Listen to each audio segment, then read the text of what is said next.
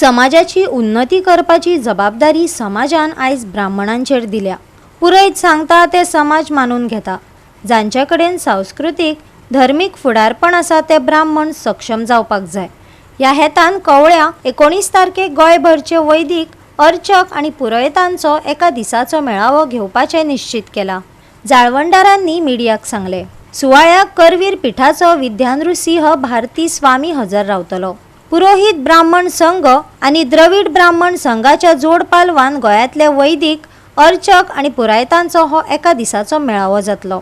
कवळेच्या श्री संस्थान गौड पादाचार्य मठान सकाळी 8 ते सांजे 5 मेरेन एकंदर विचारमंथन जातले। तुकाराम महाराजांनी म्हटलं, वेदांचा तो अर्थ आमासीच ठावा।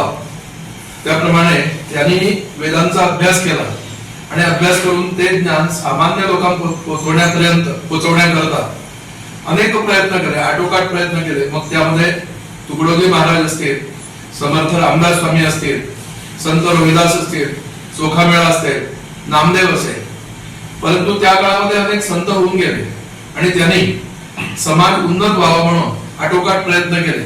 परंतु आताच्या काळामध्ये ही जबाबदारी समाजाने आमच्यावर दिलेली आहे।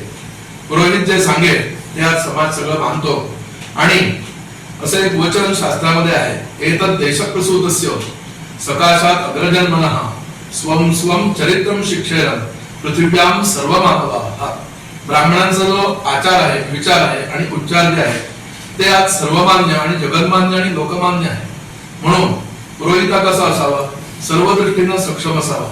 पूर्वीच्या काळातल्या ज्या समस्या होत्या त्या सोडवण्याकरता श्रुती स्मृती पुराण होती, परंतु आज त्या समस्या जर सोडवणार तर संत वाङ्मयाचा आम्हाला अभ्यास करावा लागेल। त्या दृष्टीनं पहिल्यांदा ज्यांच्याकडे सांस्कृतिक धार्मिक हे नेतृत्व आहे ते पुरोहित सक्षम झाले पाहिजे आणि म्हणून ह्या श्रुती स्मृती पुराण आणि संत वाङ्मय याचा संपूर्ण मंथन होऊन ते आज समाजापुढे ठेवत असताना समाजाच्या काही ज्या समस्या आहेत त्याच पुरोहितांच्या समस्या आहेत। समाज आणि पुरोहित हे आतापर्यंत वेगळं काही नाही आणि म्हणूनच समाजाने स्थान मान आणि धन दिल्यामुळे पुरोहित हा दिमाखाला उभा आहे आणि कुठे गेलो तरी आम्हाला समाज जो आहे तो आम्हाला अंगाखांद्यावर खेळवतो असा आतापर्यंतचा आमचा अनुभव आहे। आताच्या ज्या काही समस्या आहेत त्या दूर होण्याकरता आम्हाला संघटित होऊन एकत्र येऊन त्याच्यावर विचारविमर्शन झालं पाहिजे आणि ते करणार तर आम्हाला समृद्ध अशा मार्गदर्शनाची गरज आहे। त्याच्याकरता हे मार्गदर्शन मिळावं म्हणून आम्ही करवीर पीठाचे शंकराचार्य विद्यानृसिंह भारती स्वामी तसंच आपले रामाची जी प्रतिष्ठा झाली त्या प्रतिष्ठेमध्ये ज्यांना पंडित म्हणून बोलवलेलं होतं असे नाशिकचे प्रकांड पंडित शांतारामजी आनोसे हे ह्या संमेलनात येणार आहे। रविवार दिनांक 19 जानेवारीला हे संमेलन पुरोहित ब्राह्मण संघ आणि द्रविड ब्राह्मण संघ यांच्या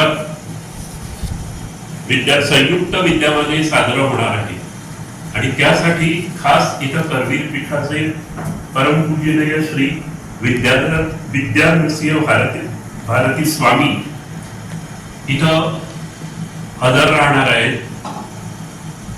18 तारखेला आमची शोभायात्रा आहे जी कपिलेश्वरी येथून निघून शांतादुर्गा देवस्थानला जाऊन गौड पादाचार्य मठ पर्यंत समाप्त होणार आहे।